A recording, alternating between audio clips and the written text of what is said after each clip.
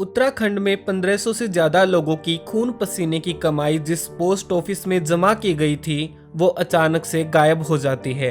Video में हम ये भी जानेंगे कि क्या बैंक में स्कैम, रॉबरी या फिर आग लगती है तो ग्राहकों को पैसा मिलेगा। इसका जवाब सुनकर आप शॉक्ड रह जाओगे।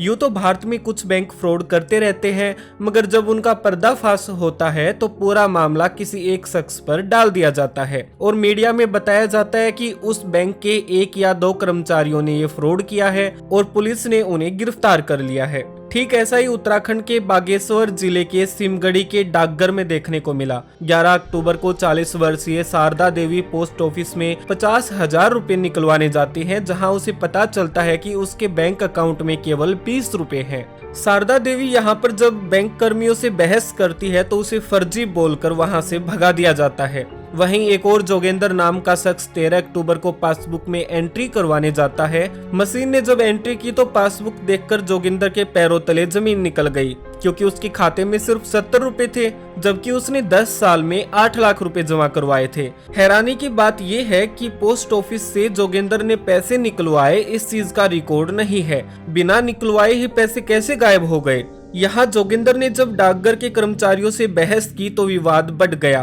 भारी मात्रा में लोग वहां पर इकट्ठा भी हो गए। जाहिर है सब लोगों ने झगड़े की वजह जान ली होगी। अगले दिन कुछ लोगों ने सोचा कि अगर जोगिंदर के पैसे गायब हुए हैं तो हम भी अपना अकाउंट चेक कर लेते हैं, कहीं उनके साथ ऐसा ना हो गया हो। 14 और 15 अक्टूबर को करीब 800 लोगों ने अपने अकाउंट चेक किए तो पूरे इलाके में हड़कंप मच गया। सबके अकाउंट खाली थे।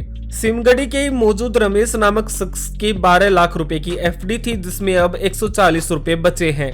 1500 से ज्यादा लोगों ने दावा किया कि उनके पासबुक में पैसों की एंट्री है, जबकि अभी वो पैसे देख रहे हैं तो 10 या 20 रुपए ही बचे हैं, यानी कि ना के बराबर। भारी मात्रा में लोगों की भीड़ बढ़ते देख तुरंत पुलिस को सूचना दी गई। अब इस पूरे मामले में पुलिस अधिकारियों का कहना है कि पोस्ट ऑफिस का एक कर्मचारी फरार है और उसे जल्द ही गिरफ्तार कर लिया जाएगा। अब सवाल ये उठता है कि क्या उस फरार शख्स को गिरफ्तार करने के बाद सबके अकाउंट में पैसे वापिस आ जाएंगे? सोचने की बात अब ये है कि क्या बैंक का एक कर्मचारी इतना शातिर हो सकता है कि वो 10 दिन में 1500 से ज्यादा लोगों के अकाउंट में पैसे निकाल ले और किसी के फोन में कोई मैसेज या कोई किसी तरह की नोटिफिकेशन ना जाए? जाहिर है ये संभव नहीं है। कोई एक इंसान इतने लाखों का फ्रॉड इस तरह से नहीं कर सकता। कमाल की बात है कि इस बेरोजगारी के युग में अगर गलती से कुछ पैसे कमाए जाए तो समस्या ये है कि उनको रखे कहाँ? घर रखे तो 2 लाख से ज्यादा कैश अलाउड नहीं है। पोस्ट ऑफिस जैसे इंडिया के सबसे ट्रस्टेड और सरकारी बैंकिंग सिस्टम में रखे तो वहां से गायब हो जाते हैं। इतने सारे लोगों के साथ जो फ्रॉड हुआ है, उन लोगों के कितने अरमान थे अपनी पूंजी को लेकर। किसी को बच्चों की शादी करनी थी तो किसी को घर बनाना था,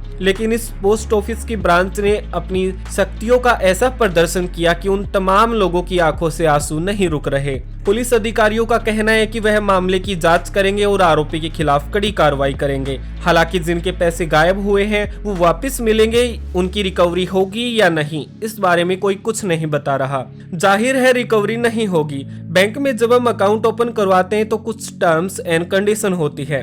99% लोग उन्हें नहीं पढ़ते। वहाँ क्लियरली लिखा होता है अगर बैंक में आग लगती है या रॉबरी होती है तो खाता धारकों को पैसा नहीं मिलेगा। जानकारी स्वतंत्र लगी हो तो चैनल पे बने रहिएगा। धन्यवाद।